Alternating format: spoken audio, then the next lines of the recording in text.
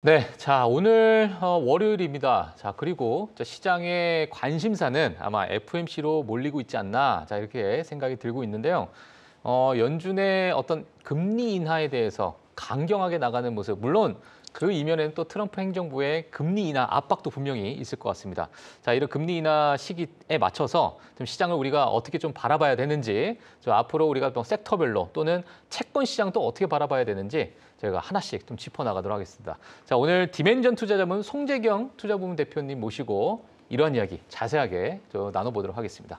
안녕하세요, 대표님. 안녕하세요. 예, 자, 이번 주 이제 FOMC가 남아 있는데 뭐 가장 핫한 이슈로 FOMC를 이야기를 할 수밖에 없을 것 같습니다. 사실은 트럼프 이후로는 FOMC가 조금 무게감이 좀 약해졌었는데 약해졌는데 이게 갑자기 그냥 트럼프가 파워를 너무 사랑했나 보지. 네, 이번에 또 가장 또 중요한 변곡점인 9월 FOMC가 된 것 같습니다. 네. 그러니까 이제 사실 어찌 보면 2022년 때 엄청나게 그 주식시장의 하락장, 그리고 뭐 금리 인상, 그러니까 고금리가 계속 이어지면서 첫 금리 인하 때는 저는 아직도 너무나도 기억이 생생한데, 그 이후로는 아마 제 기억으로는 체감상 한 두 번째로 좀 중요한 금리 인하 시점이 아닐까, 뭐 이렇게 생각이 드는데, 일단은 오늘 저 대표님 준비하신 좀 내용 중에 연준 금리 인하에 도대체 우리가 목매는 이유가 도대체 뭐냐, 뭐 주가 반응은 또 우리가 어떻게 바라봐야 되는가, 어떻게 바라봐야 됩니까? 말씀 주신 대로 이게 그 코로나 전후가 좀 확실히 상황이 다르다. 코로나 이전에, 그러니까 즉 2008년 금융위기 이후에 2019년까지의 기간과 그다음에 코로나를 겪으면서 엄청난 그 소위 돈이 퍼워졌지 않습니까? 맞아요. 그다음에 물가 급등, 물가 전쟁도 시작됐고, 그래서 2023년에서 지금부터 그렇게 두 구간으로 나눠서 금리의 방향성, 우리가 연준을 보는 것은 연준이 금리를 움직여서 시장의 유동성을 관리하고 그것이 또 시중 금리, 시장 금리를 또 사실은 방향성을 만들어줘서 이것이 주가에도 영향을 미치기 때문에 또 중요한 거지 않습니까? 그래서 그렇게 놓고 봤을 때 일반적으로 우리가 그 소위 전과 후가 완전히 좀 다른 양상, 정반대 양상이 나타났다는 측면에서 제가 이 자료를 갖고 와봤습니다. 그래서 이게 보면 왼쪽 그래프가 좀 있죠. 왼쪽 그래프와 오른쪽, 왼쪽이 뭐냐면 지금 2010년부터 19년까지 소위 이제 이 금융위기 이후에 제로금리 시대, 이 당시는 기억하시겠지만 초저금리, 초저물가, 소위 말하는 골디락스 시대였죠. 요때는 금리가 일반적으로 시장 금리가 올라가면 주가도 같이 올라갔다. 이제 막대 그래프는 S&P 500, 400, 600인데 우리로 따지면 대중소형주입니다. 그러니까 파란색이 이제 대형주 S&P 500, 이제 주황색이 이제 중형, 소형, 그다음에 회색이 소형, 이렇게 이제 흘러간다는 얘기네요. 맞습니다. 그래서 보시면 가운데가 지금 10년물 금리가 올라가는 그 구간에서 누적적으로 보면은 주가가 항상 좋았었다. 그래서 막대 그래프가 상당히 좀 높지 않습니까? 그러니까요. 반면에 금리가 하락할 때는 주가도 안 좋았다. 그게 이제 우측 그래프죠. 그래서 합쳐놓으면 평균적으로는 좀 이제 난쟁이 정도 같은 좀 작은 키가 되는데 2023년 아까 말씀드린 대로 물가와의 전쟁이 일단락되고 난 다음에 23년, 24년 지금 상반기 정도까지 이때의 구간을 놓고 보면 정반대로 나타난다는 거죠. 그러네요. 오히려 지금 가운데 금리가 올라갈 때는 주가가 안 좋았고요, 보시면. 반면에 금리가 내려가는 구간에서는 전반적으로 주가가 좋은 현상을 나타냈다. 그렇죠. 우측 그래프를 보면. 그래서 다 합쳐보면 늘 이제 전반적으로는 주가가 좋았는데 2024년부터는 왜냐하면 지금 소위 2023년부터 시작되는 강세장이 지금 2년 반째 시작되고 있으니까요. 결론적으로는 연준의 지금 우리가 한 2년 반 동안 겪었던 것은 연준이 금리를 인하함으로써 시장의 금리를 끌어내려주면 그럼 주가는 늘 좋았다라는 것이 경험적으로 좀 나타나 있기 때문에 그렇게 놓고 본다면 주가 이번에 이렇게 끌어내려주면서 시장 금리가 같이 좀 내려와주면 또 일부는 조금 내려오기도 했죠. 2년물은 좀 많이 내려왔고 10년물도 이제 살짝 내려오려고 폼을 좀 잡고 있는 이런 상황. 이런 측면에서 놓고 보면 금리 그러니까 그 소위 기준금리 인하에 의한 단기, 중기 금리의 하락세는 또 다른 상승장을 의미하는 거 아니냐. 그것이 지난 2년 반 동안 예. 금리의 방향성과 주가가 보였던 정반대의 방향. 이것 때문에 예. 시장에서 목매서 지금 연준의 금리 인하를 기대하고 있다. 이렇게 보셔야 될 것 같습니다. 알겠습니다. 그러니까 지금 2023년부터 지금까지 금리 인하 시기 때마다 시장 자체는 그래도 뭐 S&P 500 기준으로 해서 중형, 소형 다 이게 올라가는 그런 모습을 보였는데 과거 2010년 때부터 2019년까지 과거의 한 10년간을 보게 되면 금리가 이제 올라갔을 때 주가도 같이 올라가는 그런 이제 모습 속에서 어찌 보면 안전자산에서 일부 뭐 위험자산으로 좀 넘어가는 뭐 그렇게 우리가 해서 과거 10년은 어떻게 우리가 봐야 될까요? 예. 말씀 주신 대로 그럼 왜 둘이 이렇게 다를까? 그러니까요. 가장 큰 차이는 물가입니다. 물가. 예. 그 당시에는 물가가 올라가 봐야 뭐 1%, 2% 가기가 되게 어려웠었잖아요. 예. 되게 저물가 시대였기 때문에 그 당시에는 금리가 올라간다는 얘기는 곧 성장이 좋다는 의미였죠. 그러니까 물가 걱정 없을 때니까. 그렇죠. 결국은 금리가 올라간다는 거는 경기 좋구나 라고 생각할 수 있었다는 거죠. 근데 2023년부터 지금까지는 금리가 올라간다는 건 금리는 결국 그 안에 기대 인플레이션이 들어가 있잖아요. 그렇죠. 그래서 지금의 금리 상승기는 성장이라기보다는 물가가 올라간다는 건 거구나 라는 우려가 생기기 때문에 두 가지가 완전히 다른 형태로 주가에 반응을 한다. 그렇게 놓고 본다면 지금은 사실은 연준이 그래서 중간에 딱 끼어 있는 거죠. 이것이 성장을 위해서 결국 고용이잖아요. 성장을 위해서 금리를 낮추는 것이 맞냐? 이거 이러다가 물가 올라가면 어떻게 되지? 중간에 완전히 끼어서 아마도 올해 들어서 역시 연준이 쉽지 않지만 극한직업으로 따지면 지금 현 시점에 연준 이사들이지 않을까 이렇게 알겠습니다. 야, 이게 뭐 금리 하나가 올라가는데도 그 과거 그러니까 2023년 이전에 어떤 10년 동안의 그 과거의 어떤 뭐랄까요 메커니즘과 지금의 우리가 보고 있는 메커니즘이 완전히 다른 이유로 같은 금리가 상승하더라도 그러한 부분이 우리가 또 시장을 읽는 그러한 하나의 또 인사이트를 좀 얻지 않을까라고 생각이 듭니다. 물론 지금의 이제 금리 인하는 시장에서는 그래도 좀 좋게 반응을 하고 있기 때문에 뭐 긍정적으로 반응하고 있잖아요. 근데 제가 앞서서 좀 말씀드린 것처럼 지금의 시장 밸류에이션 측면에서는 대표님은 어떻게 보고 계세요? 이게 지금 금리 인하는 뭐 시장에서는 좀 친화적일 수도 있겠다. 조금 뭐 단기적으로 그래도 뭐 긍정적으로 볼 수 있겠다는데 이게 그냥 마냥 긍정적으로 보기에는 이 밸류에이션이 좀 약간 높은 상황인 것 같은데 맞습니다. 그래서 이거 어떻게 봐야 될까요? 상당히 뭐랄까요? 지금 아까 좀 재밌는 그림, 그러니까 밸런스를 겨우겨우 맞추고 있는 봄과 황소가 맞아요. 지금 사실은 외줄타기 하고 있죠. 한쪽으로 떨어지면은 나락, 한쪽으로 떨어지면 우상향 뭐 이렇게 생각할 수 있는데 사실은 말씀 주신 대로 그래서 네드 데이비스를 오늘 제가 자료 따로 안 갖고 왔는데 그래서 이게 현재는 금리 인하는 당연히 가는데 몇 번 하냐가 중요하다. 근데 과거의 경험상 이런 정도로 좀 연준이 포우즈 멈췄다가 금리를 다시 인하는 이런 시기에는 과거 세네 번에 한 1970년부터 있었는데 이랬을 때 통상적으로 2번 이하로 끝났을 때는 상당히 시장이 좋았다. 오히려? 그러니까 한두 번으로 끝내는 게 좋다. 왜냐하면 그 말은 경기가 전반적으로 좋아서 좋다는 얘기다. 상대적으로 경기 순환주가 방어주보다 훨씬 좋았던 그게 한 2번 이하로 끝나는. 근데 반면에 한 4번 이상으로 금리를 계속 낮춰야 되는 상황. 이건 뭔가 문제가 발생한 거죠.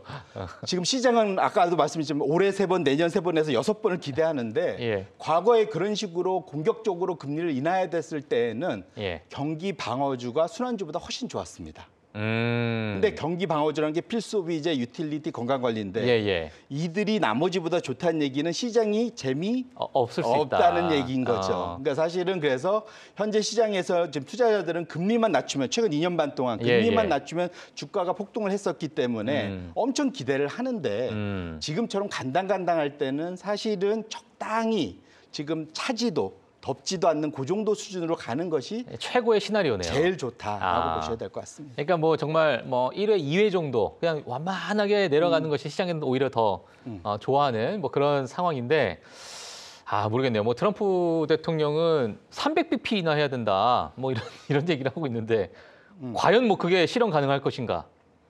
지금으로 봤을 때는 실현 가능할 것 같기도 합니다. 가능하겠죠.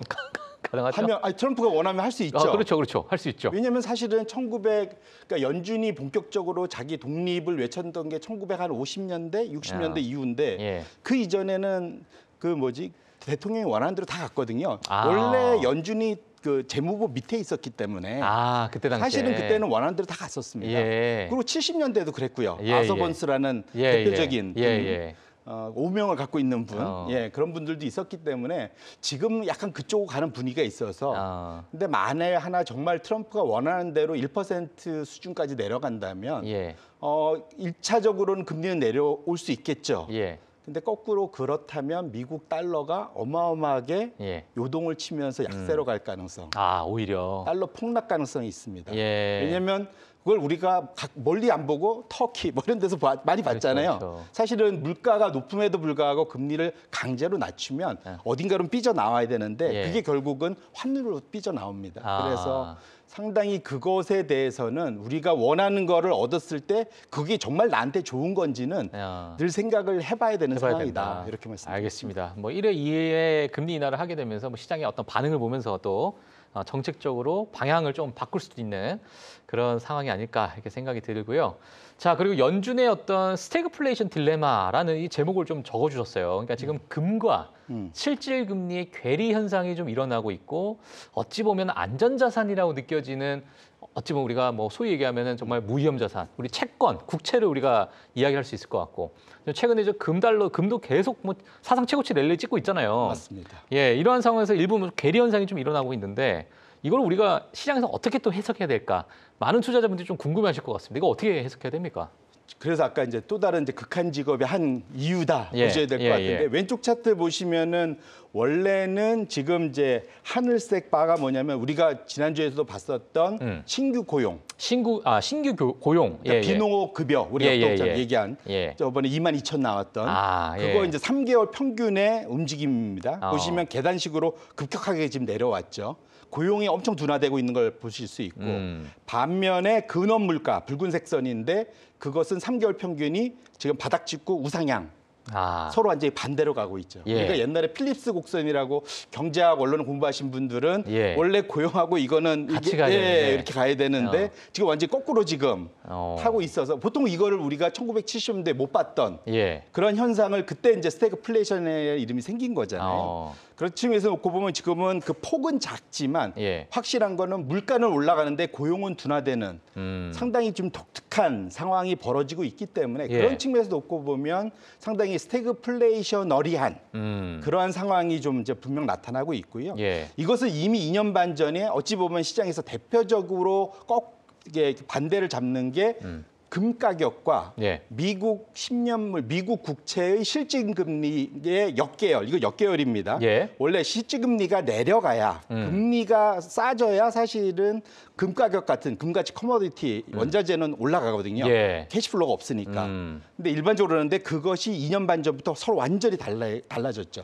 지금 파란색 선이 미국의 실질금리, 국채금리 지금 아래로 내려왔다는 건 역계열이니까 올라갔다는 거죠. 실질금리가 지금 플러스 2% 정도 되거든요. 꽤 높습니다. 그럼 보통 이렇게 되면 누구도 사실은 국채 이런 쪽에 있지 금 투자 안 하거든요.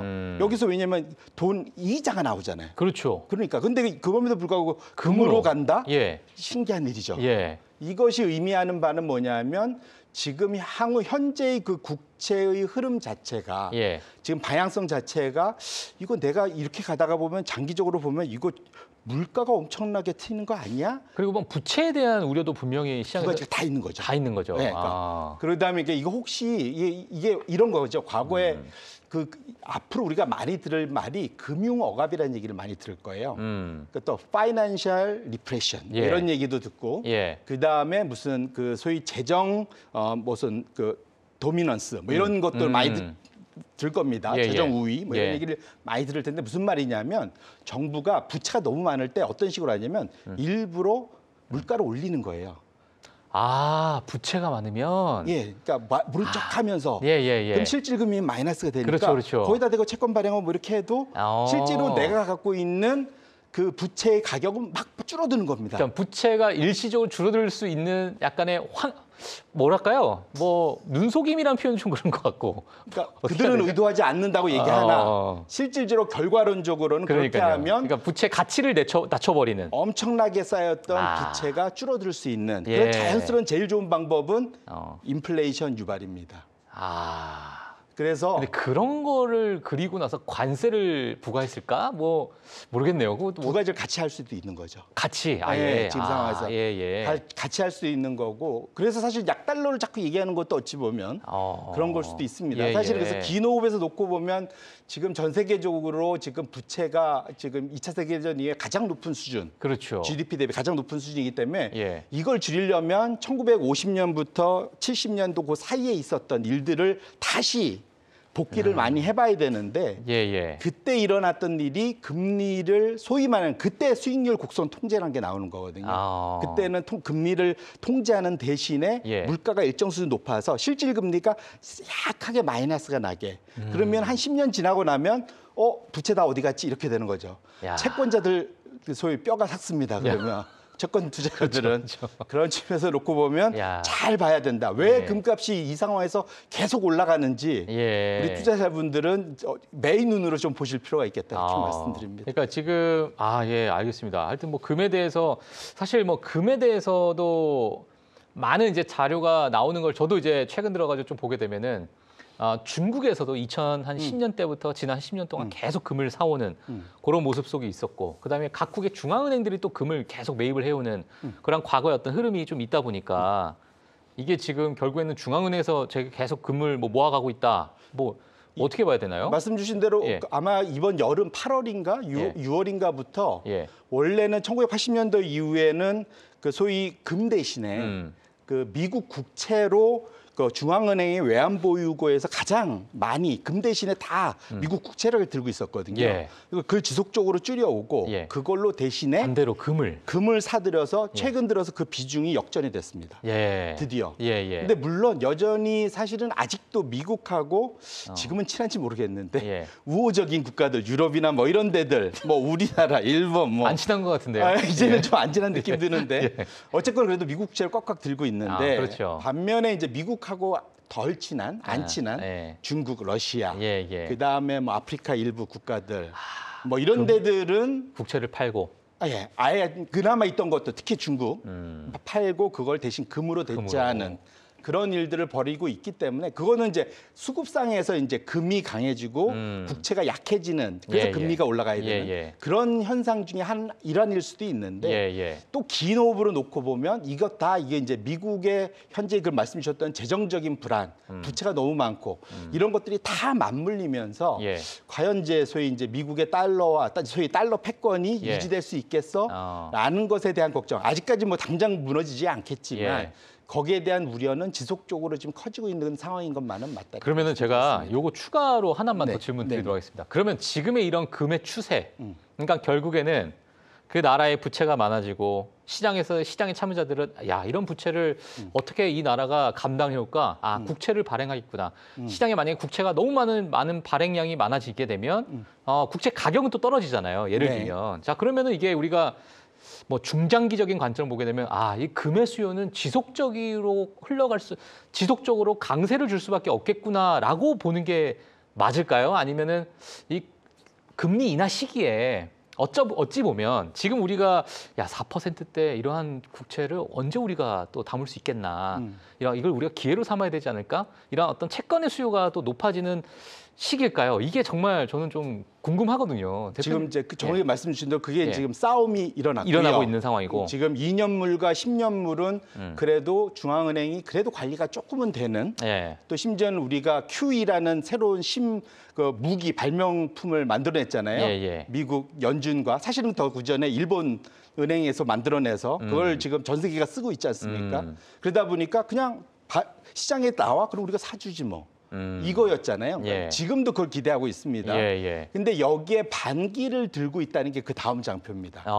그게 이제 말씀 주신 대로 다음 장표를 보러 보시면 지금 차트가 되게 복잡해 보이는데 그냥 색깔별로만 보시면 될 것 같아요. 지금 검정색이 주요국의 국채금리 2년물, 하늘색이 10년물, 그다음에 이제 초장기 선도금리인데 복잡한 것 같은데 이건 20년물, 30년물을 10년물짜리로 나눠서 남은 기간에 대한 소위 선도 가격, 그러니까 선물 거래하는 가격.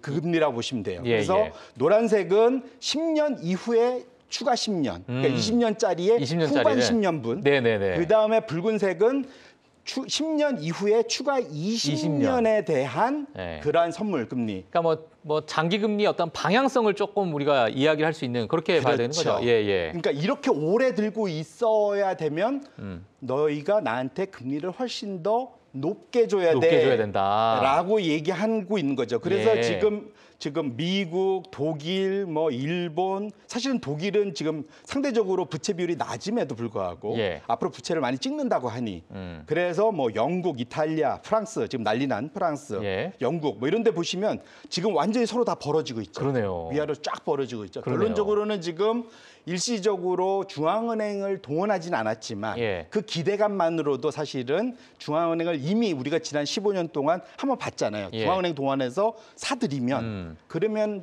조절이 됐었다. 이제까지는 돼 왔었는데 지금 이 정도까지 목에 찬 부채 금제가 2차 세계대전이 가장 높다 그랬잖아요. 지금 120년 만에 제일 높은 수준입니다. 이러다 보니까 초장기 금리에 대해서는 자신이 없으니까 막 끌어올리고 있는 거예요. 이것이 우리 말했던 1980년대에 봤던 채권 자경단의 도래가 아니냐라는 주장이 이제 나오고 있는 거죠. 그런 측면에서 놓고 보면 말씀 주신 대로 지금 적어도 금가격이 올라가는 이유는 역으로 말하면 즉 초장기 선도 금리가 우상향하는 것의 또 다른 결과물이다. 그러니까 내가 미국 국채를 또는 뭐 영국 국채를 그렇게 30년짜리, 20년짜리 들고 있으려면 금리를 훨씬 많이 줘야 돼. 아니면 난 차라리 금이 나. 금을 사. 그러니까 이제 돈은 정해져 있는데 내가 국채를 사겠냐, 금을 사겠냐 해서 사람들은 금을 선택하고 있다는 얘기잖아요. 맞습니다. 아니면 엄청나게 비싼 고금리를 줘야만 나는 좀 빌려줄까? 이렇게 되고 있다는 거죠. 사실. 이게 그러니까 대표님께서 보시기에 지금의 어떤 경제 상황과 물론 지금 뭐 금리, 또는 뭐 FOMC의 어떤 지금 금리 인하에 대한 기대감 여러 가지 어떤 상황을 봤을 때 이러한 상황이 좀 지속될 것인가 아니면 어찌 보면 금리 인하 시기 때 이게 좀 일단락 될 것인가 뭐 물론 뭐 예측하기가 정말 힘들겠지만은 지금 상황에서 대표님 어떻게 보세요? 냉정해 보면 이럴 때는 인기 없는 정책을 해야 됩니다. 인기 없는 정책. 아까 그랬잖아요. 제가 부채가 많을 때 해결하는 제일 쉬운 방법은 물가를 상승을 유발하는 건데 인기 없는 정책은 이걸 해결하는 방법은 두 가지입니다. 하나는 돈을 덜 쓰거나. 그렇죠. 그렇지 않습니까? 그렇죠. 재정이라는 게 딴 게 아니라 대부분 좀 복지로 뭐 이렇게 너무 과하게 나오고 있는데 돈을 덜 쓰거나 아니면 세금을 더 많이 걷거나. 근데 지금 반대 방향으로 가고 있네요. 그렇죠. 이게 둘 다가 표가 다 날아가는 정책들이잖아요.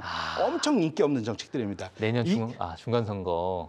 전 세계가 다 그래요. 그걸 꽤 십몇 년 동안 오랫동안 해온 거예요. 사실은. 그걸 하다 보니까 이걸 못 돌려서 지금 사실은 어쩔 수 없이 물가를 유발해서 부채를 해결하는 방향으로 가고 있는 거다라고 해석을 하는 것이 상식적으로 보면은 논리적으로 딱 맞아 떨어지잖아요. 그렇게 놓고 본다면 그 말씀 주신 대로 어떻게 될 거냐 질문하면 역으로 트럼프에게 물어봐 이렇게 미국 상하원 의원들한테 물어봐 프랑스 총리한테 물어봐 이렇게 되는 거죠 사실은. 알겠습니다. 정말 이 물가와 지금의 이러한 부채 관계 이런 것들도 우리가 앞으로 그러니까 사실 이런 것들을 보고 나서 트럼프 행정부에서 나오는 말 한마디 한마디가 어쩌면 시장에 큰 영향을 또 미칠 수가 있기 때문에 채권 시장이나 이런 부분에 그게 결국은 주식시장에 그대로도 영향이 오거든요. 그렇기 때문에 사실은 그래서 이게 좀 특이한 겁니다.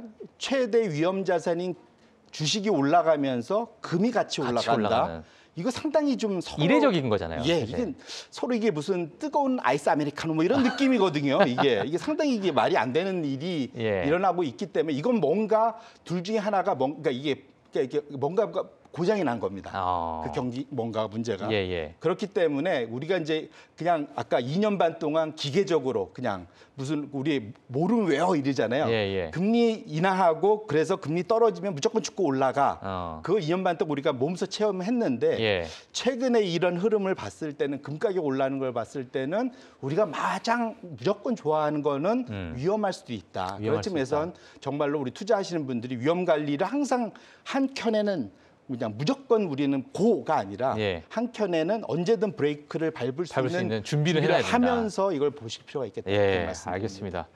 자, 오늘 정말 이제 FOMC를 앞두고 있는 상황 속에서 채권에 대한 금리 그리고 이제 금에 대한 어떤 상승세, 자 그에 따라서 여러 부채와 또 물가에 대한 여러 가지 어떤 뭐랄까요 시장의 어떤 메커니즘이라고 우리가 좀 봐야 될 것 같은데, 자 그런 것들이 약간 복잡하게 현재 조금 얽혀 있는 상황 속에서 우리가 약간 위험을 좀 분산할 수 있는 그런 포트폴리오를 일부 조금 염두에 두시면서 미국 증시를 좀 바라보셔야 되지 않을까 이렇게 생각이 듭니다. 물론 금리 인하가 되고 나서 또 어떤 흐름이 볼지 우리가 좀 지켜보면서 저희가 이제 금리 인하가 나오고 나서 다음 주에 시장의 어떤 반응을 보고 또 자세하게 또 이야기해보는 시간 가져보도록 하겠습니다. 자, 오늘 디멘전 투자자문의 송재근 대표님 여기서 저희가 보내드리도록 하겠고요. 또 다음 주에 저희가 모시도록 하겠습니다. 감사합니다. 네, 고맙습니다.